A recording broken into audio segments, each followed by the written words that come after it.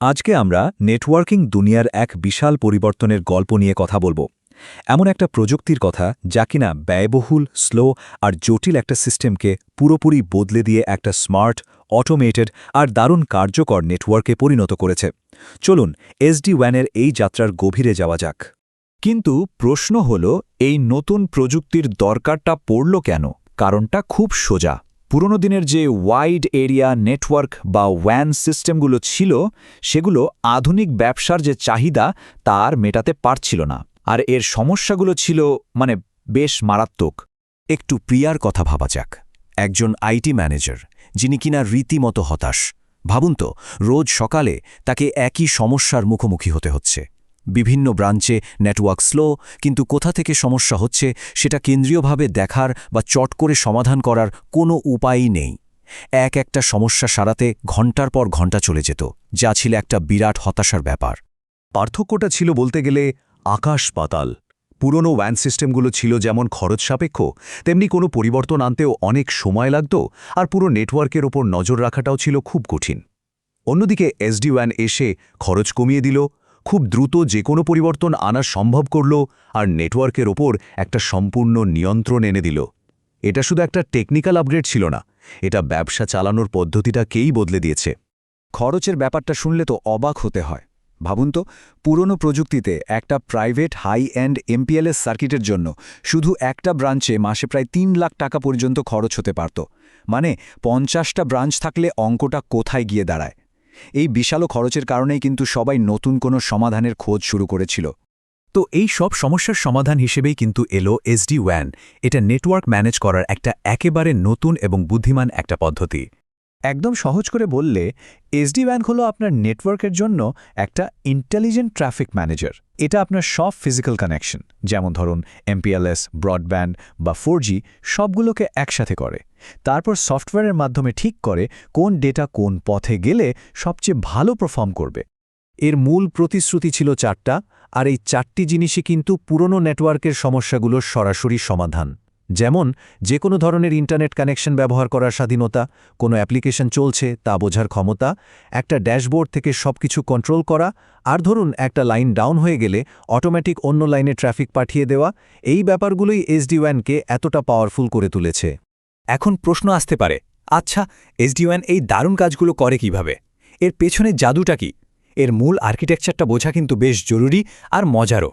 ব্যাপারটাকে একটা কোম্পানির স্ট্রাকচারের সাথে তুলনা করলে খুব সহজে বোঝা যায়। ম্যানেজমেন্ট প্লেন হলো কোম্পানির CEOর মতো, যে বড় বড় কৌশলগুলো ঠিক করে।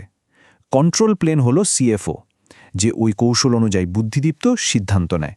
আর ডেটা প্লেন হলো কর্মচারীর মতো, যে শুধু আদেশ পালন করে, ডেটা এদিক থেকে ওদিক পাঠায়। এই 3টে প্লেন যখন একসাথে কাজ করে, তখনই একটা অটোমেটেড আর ইন্টেলিজেন্ট নেটওয়ার্ক তৈরি হয়। এটাই হলো SD-WAN-এর সবচেয়ে শক্তিশালী দিক, কারণ সব ডেটা তো আর সমান গুরুত্বপূর্ণ হয় না, তাই না? যেমন একটা ভিডিও কলে ডেটা একটা সাধারণ ইমেলের চেয়ে অনেক বেশি সেন্সিটিভ।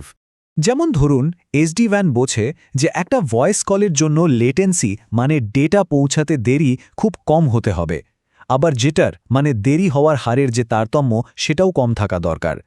কিন্তু একটা ফাইল ডাউনলোড করার জন্য হয়তো এটা অতটা জরুরি নয়। এই যে অ্যাপ্লিকেশন সচেতন রাউটিং, এর মাধ্যমে সিস্টেমটা নিশ্চিত করে যে প্রত্যেকটা অ্যাপ্লিকেশন তার প্রয়োজন অনুযায়ী নেটওয়ার্ক কোয়ালিটি পাচ্ছে। এটাই নেটওয়ার্কে সত্যিকারের স্মার্ট করে তোলে। আচ্ছা, অনেক তো টেকনিক্যাল কথা হলো, এবার একটু দেখা যাক ব্যবসার উপরের আসল প্রভাবগুলো কি। পুরনো পদ্ধতিতে এটা প্রায় অসম্ভব একটা কাজ ছিল। ভাবুন তো, প্রত্যেকটা সাইটে ইঞ্জিনিয়ার পাঠাতে হবে, কনফিগার করতে হবে, কয়েক মাস তো লাগতই। কিন্তু SD-WAN-এর একটা বিশেষ ক্ষমতা আছে। এটার নাম হচ্ছে জিরো টাচ প্রভিশনিং বা ZTP। নামটা শুনেই বোঝা যাচ্ছে কোনো ঝুট ঝামেলা নেই। নতুন ব্রাঞ্চে শুধু ডিভাইসটা পাঠিয়ে দিতে হবে, আর যে কেউ ওটা প্লাগ ইন করলেই হলো। ডিভাইসটা নিজে নিজেই ইন্টারনেট থেকে তার কনফিগারেশন ডাউনলোড করে কয়েক মিনিটের মধ্যেই চালু হয়ে যাবে। এর জন্য কোনো টেকনিক্যাল কর্মীর দরকারই নেই, যা সময় এবং খরচ দুটোই বাঁচায়। একটা বাস্তব উদাহরণ দেওয়া যাক। ব্রুকো নামে একটা কফি চেইন MPLS থেকে SD-WAN-এ শিফট করে, আর তাদের মাসিক খরচ কমে এসেছিল, শুনলে অবাক হবেন, 70%। এটা একটা বিশাল আর্থিক সুবিধা যা ব্যবসার প্রসারে সরাসরি সাহায্য করে। গল্পটা কিন্তু এখানেই শেষ নয়। SD-WAN এখন আরও এক ধাপ এগিয়ে গেছে। এর পরবর্তী ধাপ হল নেটওয়ার্কিং আর ক্লাউড ভিত্তিক সিকিউরিটিকে একসাথে জুড়ে দেওয়া, যাকে বলা হয় সাসে। পুরনো ভিপিএন মডেলটা অনেকটা বাড়ির মূল দরজার চাবির মতো ছিল। একবার লগ করলে পুরো নেটওয়ার্কের অ্যাক্সেস পাওয়া যেত, যা ছিল বেশ ঝুঁকিপূর্ণ। কিন্তু ZTNA বা জিরো ট্রাস্ট নেটওয়ার্ক অ্যাক্সেস এই ধারণাটাকেই পাল্টে দিয়েছে।